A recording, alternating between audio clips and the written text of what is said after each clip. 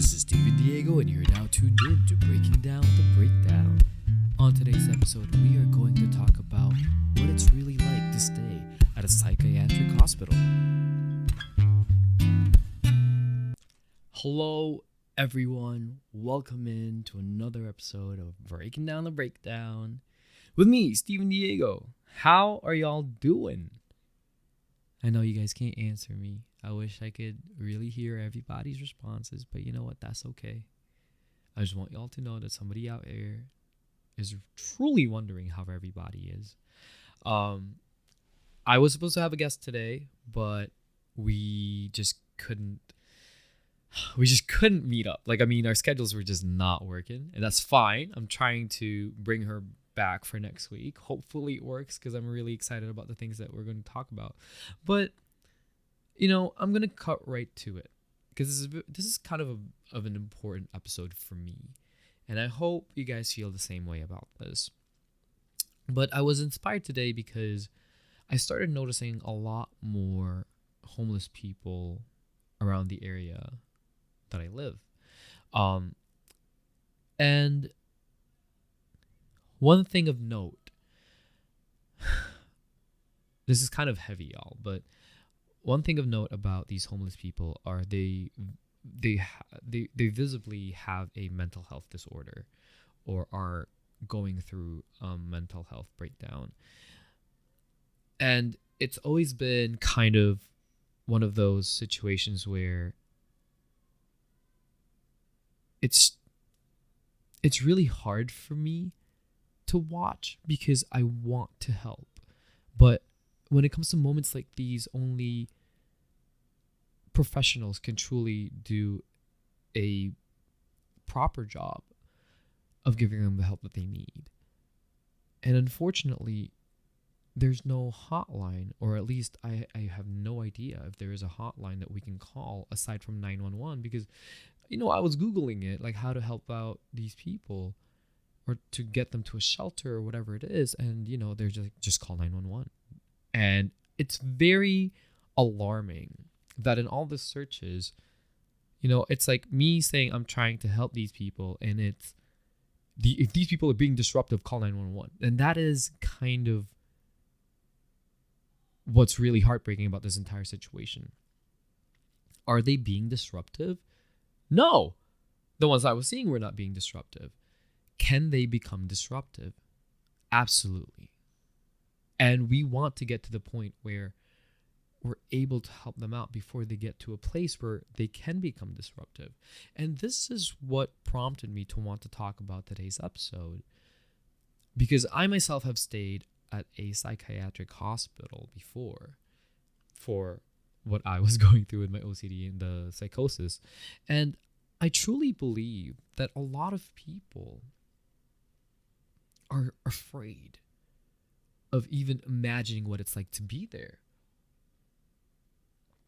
I feel like they think of it as prison for the mentally unwell.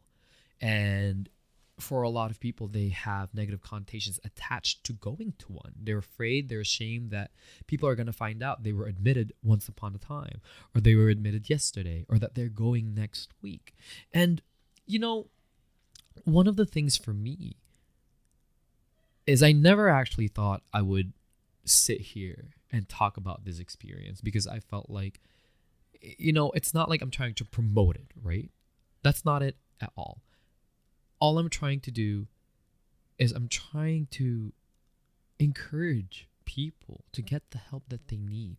And if that means they're going to end up having to go to a psychiatric hospital, then so be it. Because it is better than not being able to improve. I just kind of wanted to start off with that, because it's a very touchy subject, right? How many people have we come across where they were fine, they seemed fine when we met them, they were, I hate to say the normal word, but they seemed like they have it going on. They seemed like, they shit under control. Like, we're like, damn, all right, good for you. You're holding up your job. Like some of them have kids, some of them, are just living their best lives. And then years down the road, you meet them again and something is off. And it's incredible. Not in the great sense, but it's just wow, because sometimes you can tell right off the bat that something happened and something ain't right. Sometimes they can't even look at you. Sometimes, when you talk to them, they're just talking about something else, completely something else. You can just tell they've changed.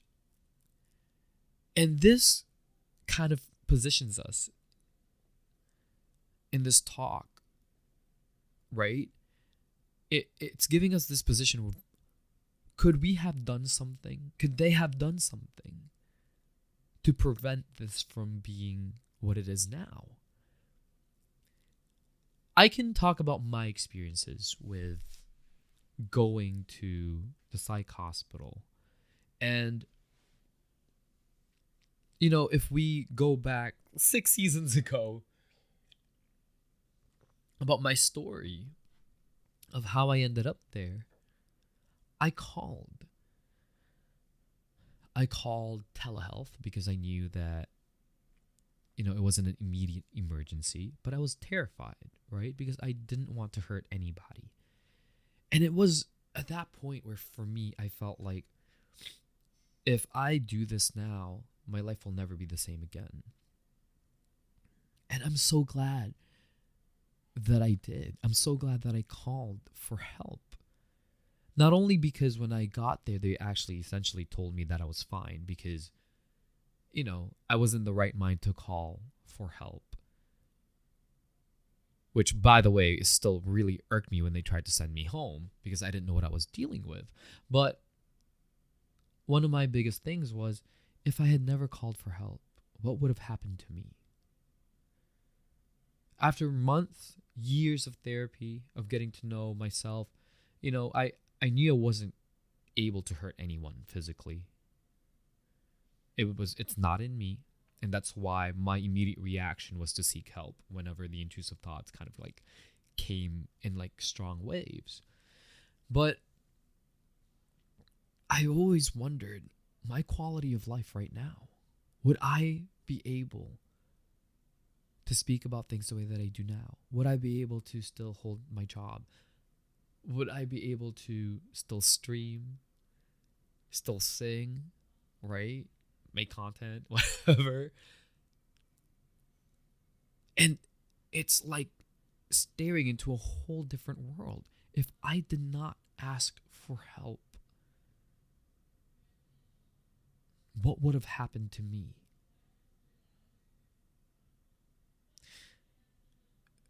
These are questions that unfortunately a lot of people do not have the luxury of asking. Or rather, they have the luxury of asking what could have happened if they did seek help. Whenever they would have moments where they were, out of that state. And it's so heartbreaking to think about. This is why it's important. If you or someone you know is going through it,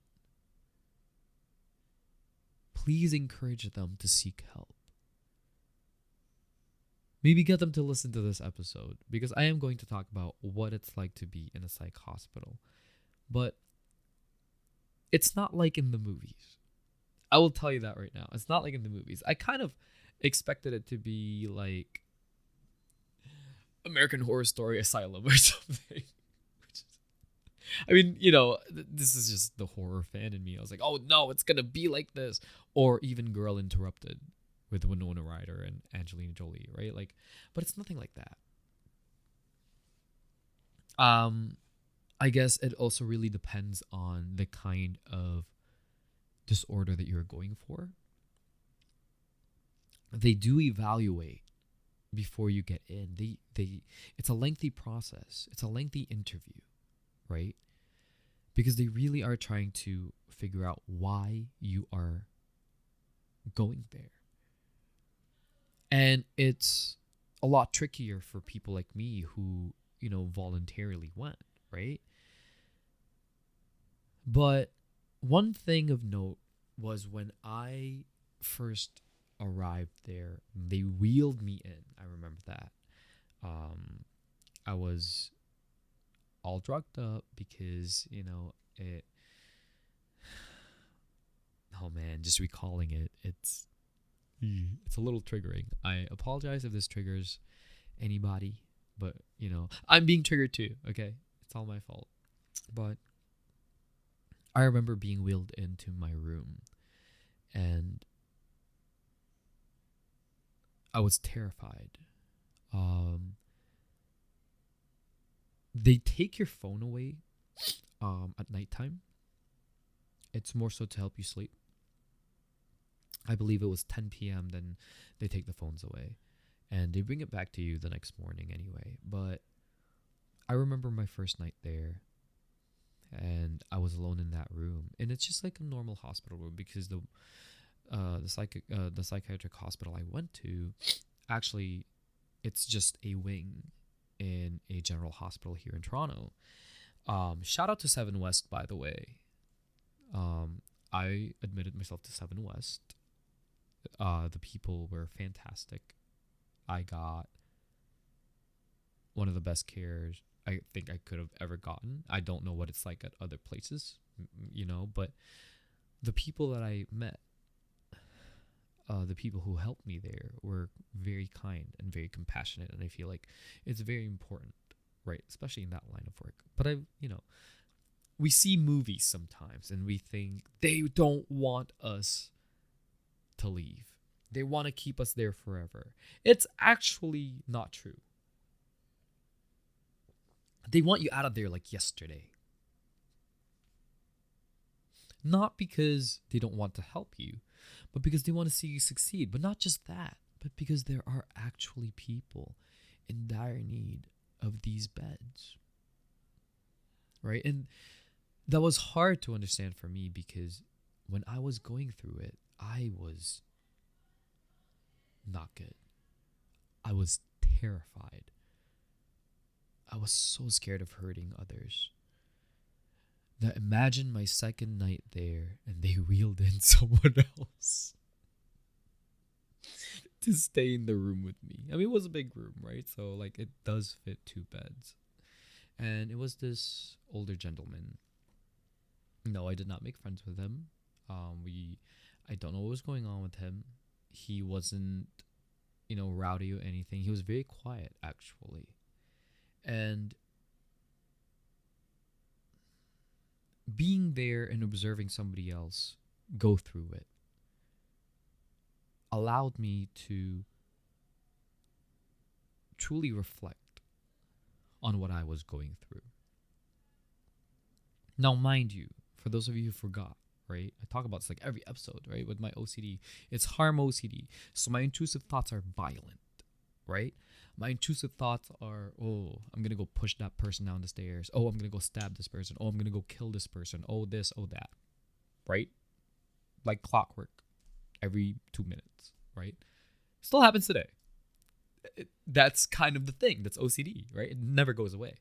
You just get better at it. You just get better at dealing with it. You just get better at allowing these thoughts to kind of fade into the background, right?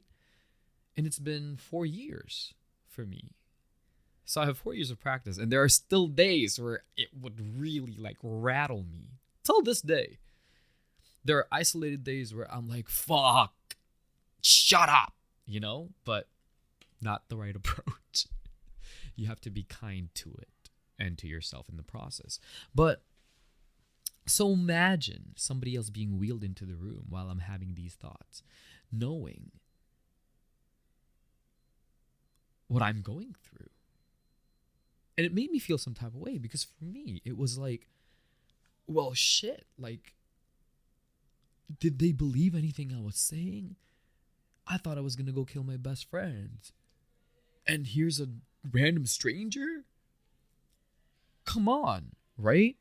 So what they do at night is they actually give you Ativins. They give me Ativins. It's a tranquilizer. They help you sleep, right? Unfortunately, my anxieties are so high that they work for 3 hours. I remember going to bed at 10, and I woke up and it was still dark outside. And I was like, you know what? Maybe it's early in the morning. Oh, hell yeah, it was early in the morning. It was 1 in the morning. And I tried to go back to bed and I couldn't. And so I was up late at night, alone with my thoughts. Well, not alone with my thoughts, actually. There was that guy that was there, right? And it was terrifying. Now, mind you, at this moment, you're probably like, oh my goodness. And they didn't know? They didn't know you were up? No. They did. There's cameras everywhere, right? So they know if you go into the hallway or do whatever crazy stuff, right? Like if you're just like doing cartwheels or like anything else. But one thing about being in the psychiatric facility was, when I say it's not like the movies, I mean you really feel the warmth. Sometimes you do feel super alone. But when the nurses come to check up on you, when the doctors, they briefly do it. It's literally a 2-minute visit to see how you're doing. But the nurses are always there whenever you needed them. And even that night that I was up by myself, and I did end up wandering to see what it was like. And just to see someone, just to see a really kind face behind the glass window of the whatever that office was, asking you if you're okay, if you need anything. Sometimes you forget what you're going through, and it lets you know that somebody cares, no matter how terrible things are. I mean, that's at least my experience there at 7 West, right? So that's why I say shout out to them, because they really took great care of me. The next few days, I remember, they feed you, of course. Is the food good? No. It's hospital food. But if you like hospital food, it's not bad. They have really good pudding. I do gotta say that. They have really great pudding. But that's when I kind of started questioning, what is so bad about being here? If I were being honest with y'all, I actually wanted to stay longer. And they were very against it. And I understand why. I wanted to stay longer because I felt safer there. Because I knew that there were professionals ready to help me at any moment in time. But that kind of mentality is not good. Because it creates dependency. And that's exactly what they're trying to teach you. It's the opposite of that. Is that you can do it. I saw my visit there as one big exposure therapy.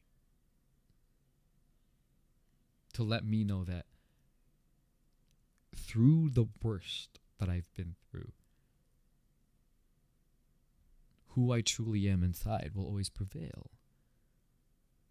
And it was probably one of the most valuable lessons I learned throughout my journey with OCD, right? Going there, the help that I got wasn't that I got medicated. The help that I got wasn't that I was in a bed, strapped, so that I couldn't move and it couldn't hurt anybody. No, I was free to move. I had all the freedom. I was on my phone. I was on Instagram. I could have done whatever. But it taught me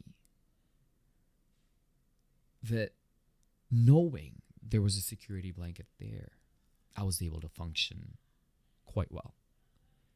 And I was so afraid of losing that.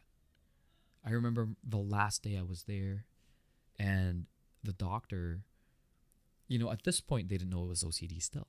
They still thought it was a brief acute psychotic disorder. That's what I was diagnosed with. and they could not have been more wrong. I mean, I think they were right because that's what I went through after the edibles, right? But the aftermath wasn't that.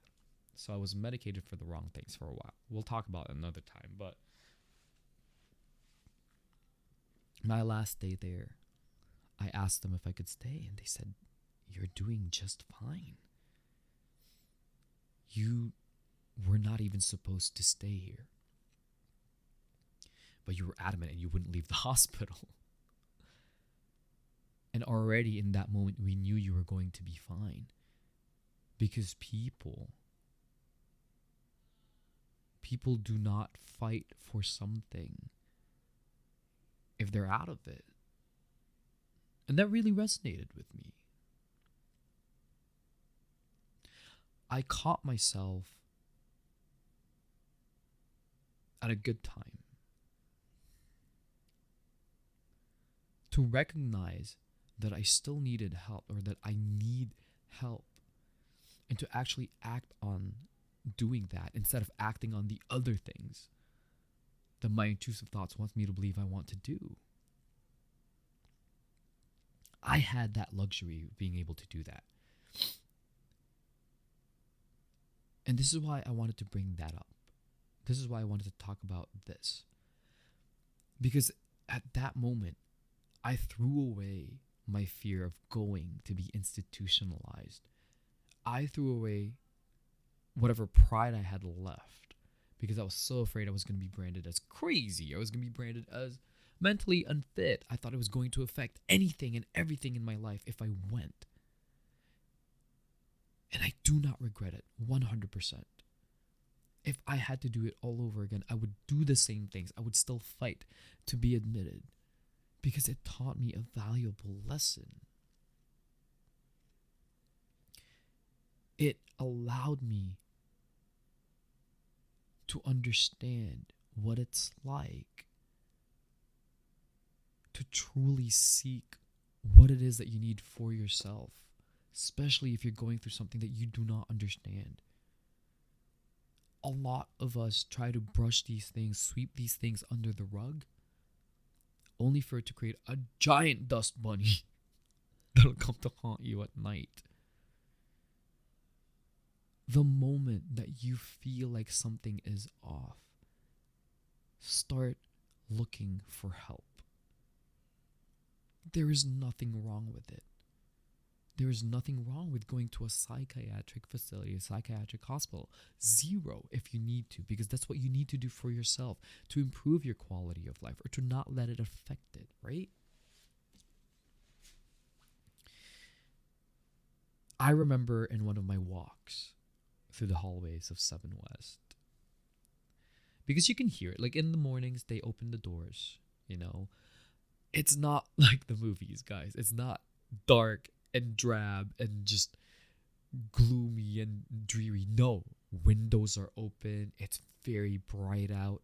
It feels like a classroom almost. I mean, my view was obstructed by the buildings, but whatever, right? I mean, I still had great windows, big sunlight, loved it, right?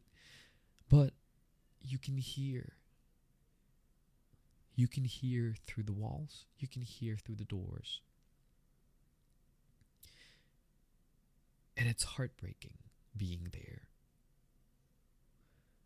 I knew what I was there for. I knew I was struggling, right? And it was painful for me because even I was going through my stuff. But I can't help but think how fortunate I actually was that I still have control over my thoughts. Because some of the things that I saw or heard during my stay there, I'm glad for them that they're lucky enough to have been able to, be found, or to have family members who were able to do that for them, or friends to do that for them. Because that kind of behavior they exhibit, they're actually some of the behaviors that some of the homeless people with mental health disorders exhibit. And they're out there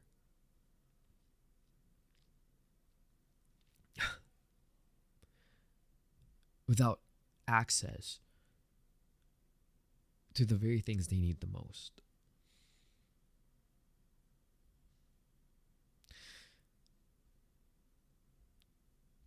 It's kind of funny because I really wanted to share my experiences of being in a psychiatric facility, and I thought it was going to paint more of a picture of what it's like. And I think I did that, but I really want to go back to the beginning of this podcast as to what prompted me to want to talk about this. I could have been these people. Any of us could have been in that position. This is what people don't understand. And this is why I'm so disappointed when I see people make fun or just get really angry at homeless people. Any of your friends or family or loved ones with a mental health disorder could have actually ended up that way. These people are people too. They also had bright futures ahead of them, and they still do. But unfortunately, they just weren't able to get the help that they needed at the right time.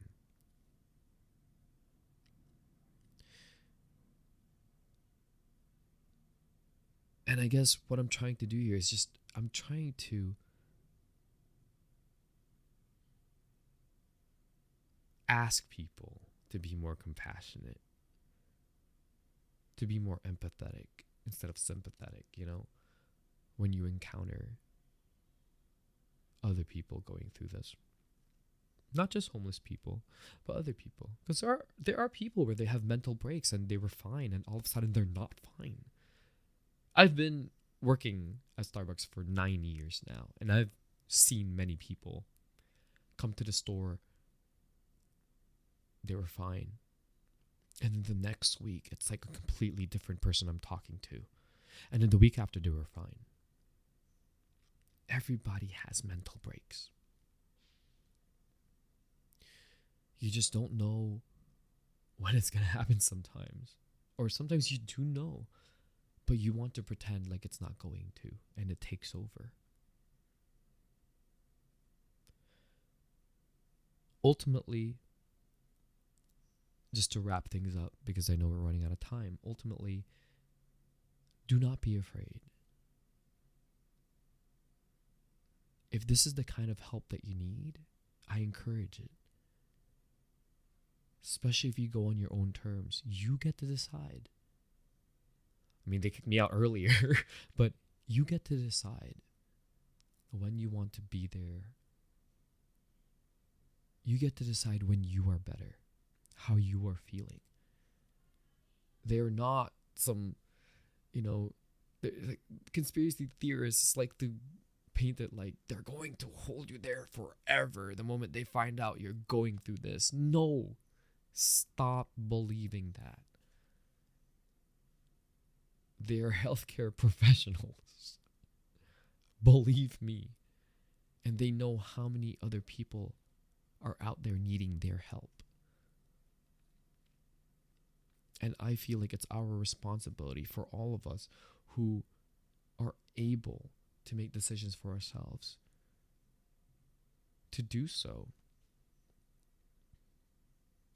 To get the best help we can get so that we can also help others in our circle. Or if we dare to, random strangers.